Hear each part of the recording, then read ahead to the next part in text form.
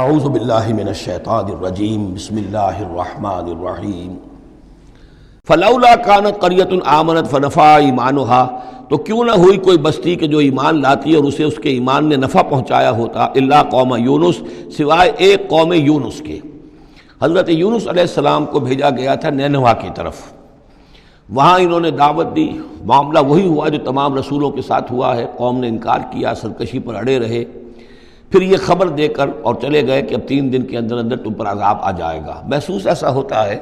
کہ انہیں اجازت اللہ کی طرف سے جانے کی نہیں آئی تھی۔ رسول کا معاملہ ایسا ہوتا ہے کہ وہ اپنی جگہ کو چھوڑ کر نہیں جا سکتا جب تک کہ اللہ کی طرف سے ایکسپریس پرمیشن نہ ہو، واضح اجازت۔ جیسے ہمارے ایگزیکٹو آفیسرز ہوتے ہیں، ڈی سی ہے تو ضلع کو چھوڑ کے نہیں جا سکتا وہ بغیر اجازت کے، اس لیے کہ ظاہر بات ہے وہاں کے امن و امان کا سارے ذمہ داری اس کی ہے۔ تو نبی کا معاملہ مختلف ہے، رسول کا مختلف ہے۔ رسول کو جب کسی جگہ پر کسی قوم کی طرف کسی علاقے کی طرف بھیج دیا گیا، اب چاہے کچھ بھی ہو، جب تک کہ وہاں پر سے اجازت نہ آئے کہ اس قوم کو چھوڑ کر تم جا سکتے ہو، رسول نہیں جا سکتا۔ چنانچہ آپ کو معلوم ہوتا ہے کہ جب سیرت میں آپ پڑھتے ہیں ہجرت کے واقعات، تو حضرت ابوبکر جو ہیں، حضور نے عام مسلمانوں کو اجازت دے دی تھی چلے جاؤ مدینے، لیکن خود انتظار میں تھے کہ اللہ کی طرف سے خصوصی اجازت آ جائے۔ حضرت ابوبکر پوچھتے رہتے تھے، اونٹنیاں تیار کی ہوئی تھیں، لیکن جب تک وہ اجازت نہیں آئی آپ وہاں سے روانہ نہیں ہوئے۔ تو ایسا محسوس ہوتا ہے کہ حمیت دین میں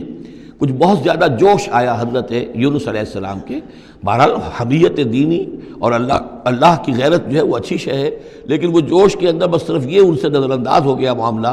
کہ اپنی اللہ تعالیٰ کی طرف سے واضح اجازت آئے بغیر اپنی قوم کو چھوڑ کر چلے گئے۔ اس کا نتیجہ یہ نکلا کہ جب عذاب کے آثار شروع ہوئے اور قوم نے دیکھا کہ جو بات کہی تھی یونس نے وہ تو صحیح نکل رہی ہے، لہذا وہ پوری قوم نے توبہ کی، گڑ گڑائے، اپنے سب بچوں کو عورتوں کو لے کر باہر نکل آئے، مال مویشی سامان لے کر گڑ گڑا کر اللہ سے توبہ کی، تو اللہ نے ان کی توبہ کو قبول کر لیا۔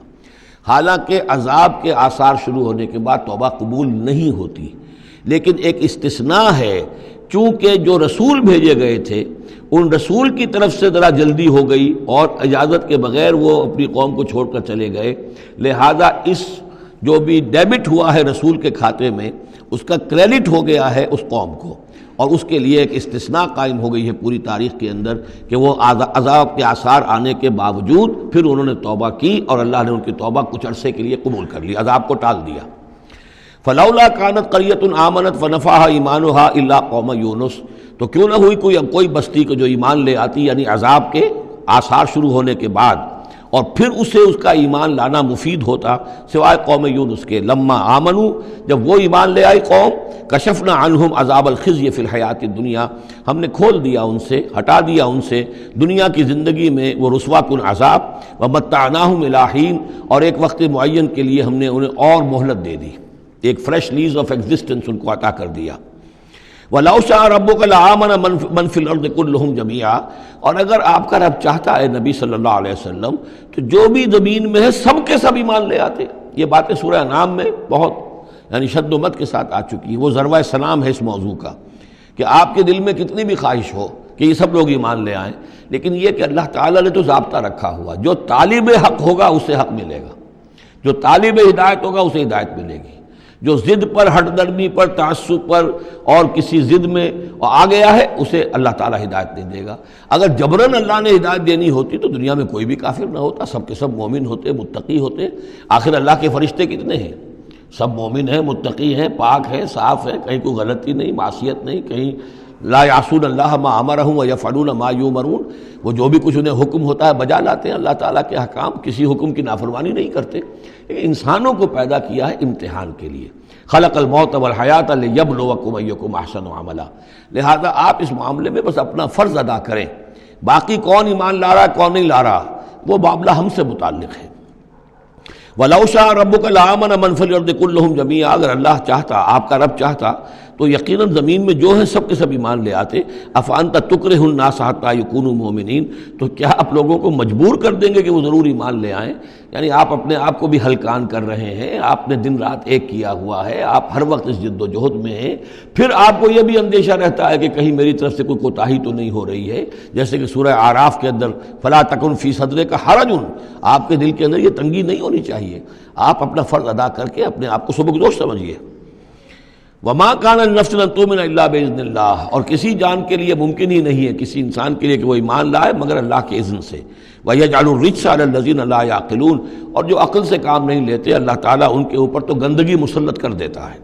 قُلِ انظُرُوا مَاذَا فِي السَّمَاوَاتِ وَالْأَرْضِ، کہیے ان سے کہ دیکھو جو آسمانوں اور زمین میں ہے اللہ تعالیٰ کی آیات ہیں،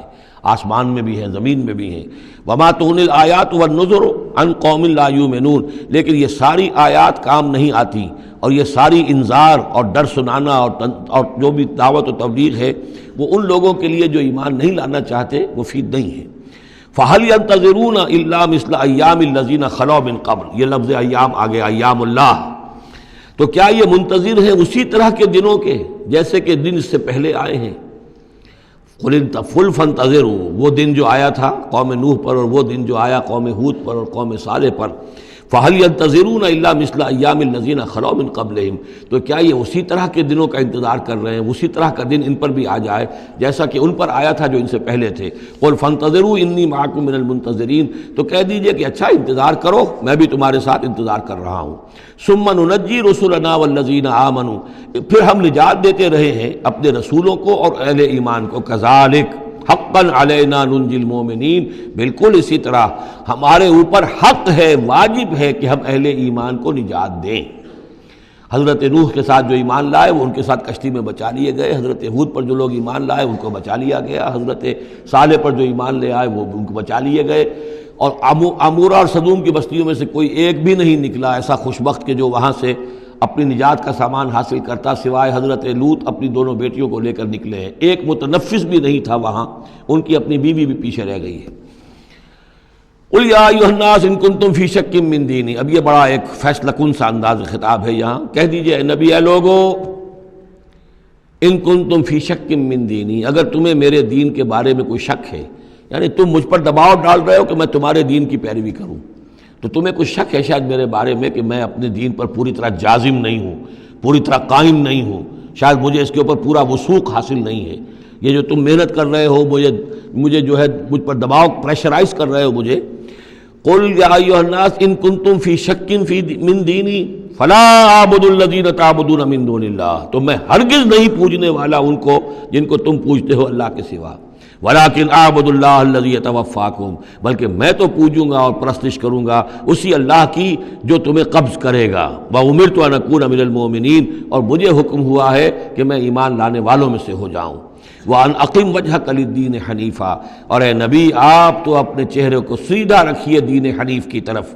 دین کی طرف حنیف ہو کر، یکسو ہو کر۔ وَلَا تَكُونَنَّ مِنَ الْمُشْرِكِينَ، اور ہرگز نہ ہوئیے ان مشرکوں میں سے۔ وَلَا تَدْعُ مِن دُونِ اللَّهِ مَا لَا يَنفَعُكَ وَلَا يَضُرُّكَ، اور مت پکاریے ہرگز اللہ کو چھوڑ کر ان ہستیوں کو جنہیں یہ پکار رہے ہیں جو نہ نفع پہنچا سکتی ہیں اور نہ نقصان۔ فَإِن فَعَلْتَ،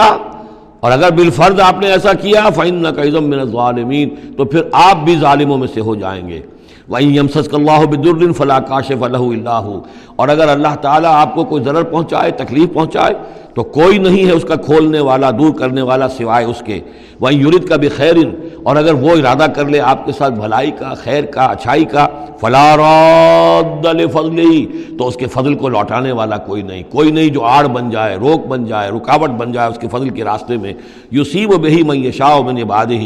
وہ اپنا فضل دیتا ہے اپنے بندوں میں سے جس کو چاہتا ہے، پہنچاتا ہے جس کو چاہتا ہے۔ وَهُوَ الْغَفُورُ الرَّحِيمُ، اور وہ غفور اور رحیم ہے۔ قُلْ يَا أَيُّهَا النَّاسُ، کہہ دیجئے اے لوگو، قَدْ جَاءَكُمُ الْحَقُّ مِن رَبِّكُمْ، تمہارے پاس تمہارے رب کی طرف سے حق آ چکا ہے۔ فَمَنِ اهْتَدَىٰ، تو جو کوئی بھی ہدایت پائے، فَإِنَّمَا يَهْتَدِي لِنَفْسِهِ، تو وہ اپنے بھلے کو ہدایت پاتا ہے، اس کا فائدہ اسی کو ہوگا، عاقبت اس کی سنورے گی، اللہ کی رحمت اس کے شامل حال ہوگی۔ وَمَنْ ضَلَّ، اور جو بھٹک جائے، جو گمراہ ہو جائے، فَإِنَّمَا يَضِلُّ عَلَيْهَا، تو وہ بھی اپنی جان پر وبال لے گا، اس کا سارا وبال اس کی اپنی جان پر آئے گا۔ وَمَا أَنَا عَلَيْكُمْ بِوَكِيلٍ، اور میں کوئی تمہارا ذمہ دار نہیں ہوں، میں تمہارے اوپر کوئی